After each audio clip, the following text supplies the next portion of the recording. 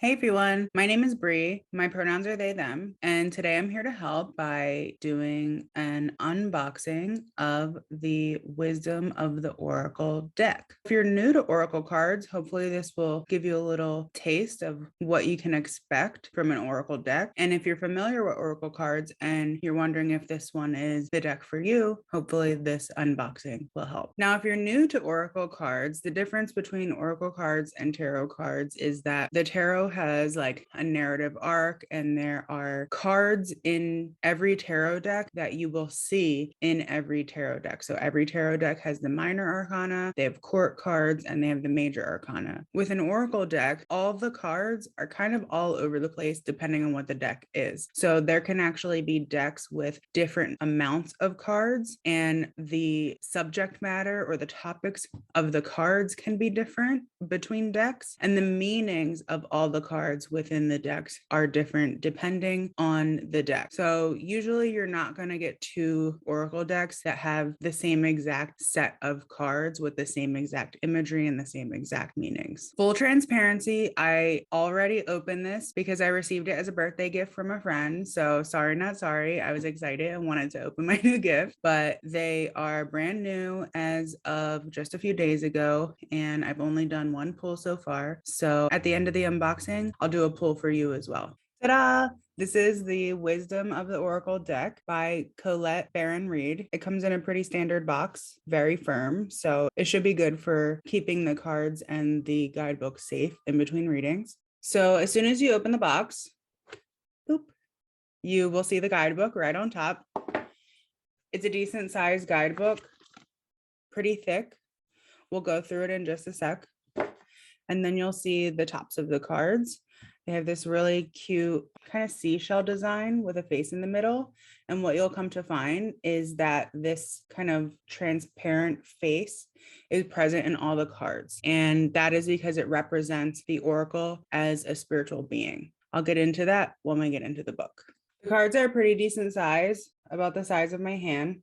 So they're actually really easy to shuffle, even brand new. A lot of times when you get new cards, they're really hard to shuffle. You could see just like this. I'm not going to do it because I'm just going to drop them all over my desk, but just showing you how flexible they are, no problems in my first shuffle. There's 52 cards here. All the cards, I believe, are digital art. There's a variety of human characters present on the cards as well as animals. This one's my favorite one so far. And then let's find an animal. This one's pretty cool. So this is an example of one of the animal cards. I also really appreciate the diversity of like races and skin tones that are present in this deck, because honestly, I don't really see that very often. All the cards are labeled with numbers from 1 to 52. And I'm a numerology nerd when it comes to tarot. So I think that you could totally get some additional meaning out of the numerology of the number of the card you pull. So when you open the book, there's a note about the cards, like what is an oracle, what is divination. And she basically explains how she developed the deck and talks about the artist, Jenna Della Grotaglia, who did all the art on the cards. Then there's a breakdown of how this deck works. I think the most important thing that I learned about this deck specifically is that when you pull a reverse, it does have a completely different meaning. And she calls these meanings protection messages. So when you get into the meanings of each card within the guidebook, there is an essential meaning, there's the oracle's message, there's a relationship message, there's a prosperity message, and then there's a protection message. When it comes to the essential card meanings, she explains that this is basically the core meaning of the card. The oracle's message is the general answer to your question. And then she gives a relationship message and a prosperity message. So if you're asking about these specific topics, that would be the answer to that specific question. And again, if it's reverse, you would only read the protection message. She also gives you some instruction on how to prepare for a reading. And she also gives you a few examples of different types of readings you can do. There's the 1 card reading, the 2 card card reading, the 3-card reading, the clarity card. She then provides examples of readings, and then it gets into the exact interpretations and meanings of each card, starting with number 1 and going all the way through till number 52. And then more about that oracle face that I mentioned earlier. Colette explains that the oracle in this deck is an actual spiritual being that she like received these messages from to create this deck. And so on each card, in addition to the face of the animal or the person that's on the card, there's like a kind of transparent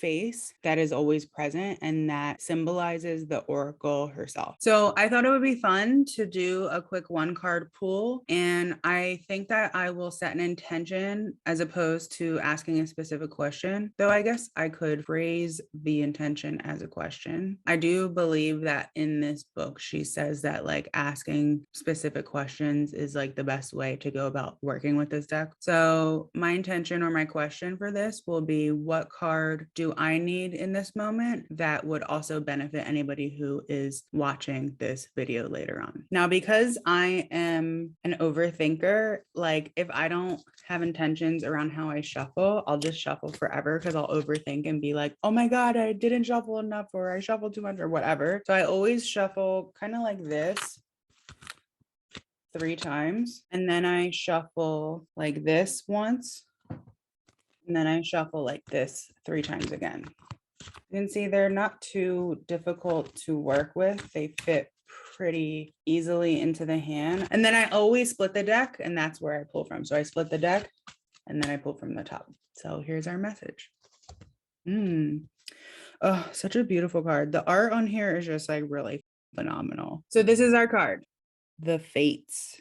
Number 17. So gorgeous. All right, let's find out what the Fates card has in store for us. It was upright, so we don't have to worry about the protection message. Essential meanings: fate, karma, acceptance that there are things you cannot change, and knowing what those things are.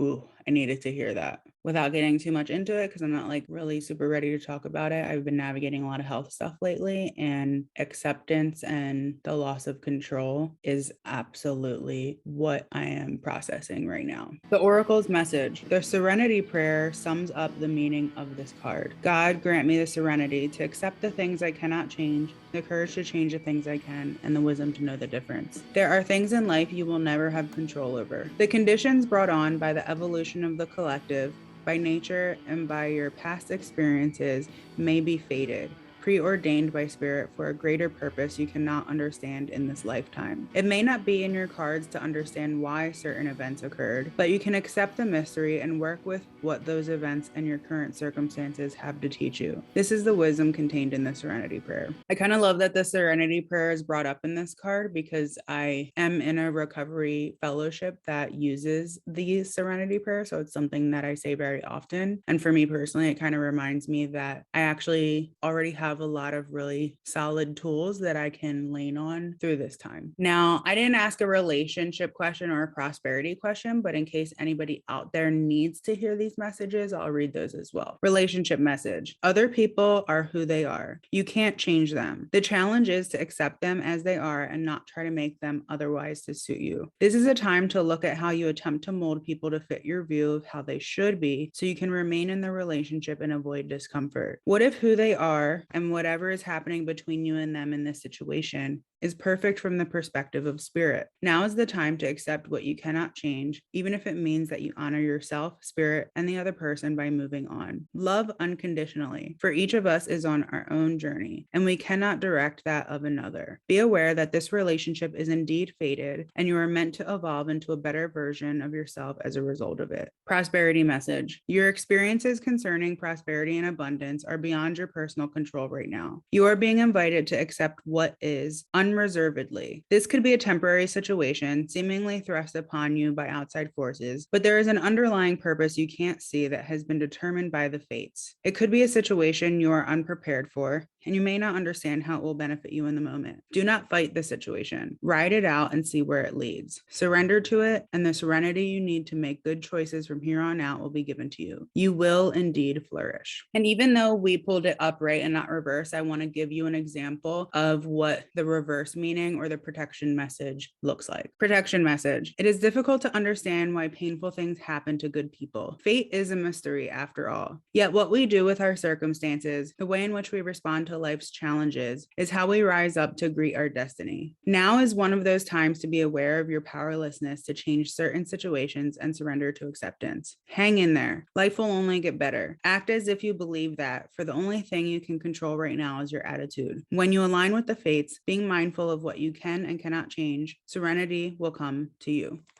And then as I think about the numerology of 17, as I know from the tarot, 17 is 10 plus 7. Makes a lot of sense for this card because the number 7 is a highly spiritual number. It's about getting really deeply, rigorously honest with ourselves and our needs. Paired with the 10 reflects a major point of transformation. So in terms of the narrative arc of the tarot, the 10 is the in-between of a new and an old cycle. And what's really important about being in this part of a cycle is looking back at how we got to where we are today from the past and tracking that progress and making sure that we take what we learned from the past in order to take us through the new phase that is coming around the corner. So anything that we learned that works for us and that we like, we want to bring that with us to propel us towards our next goal or through our next cycle. And whatever didn't work for us or what didn't serve us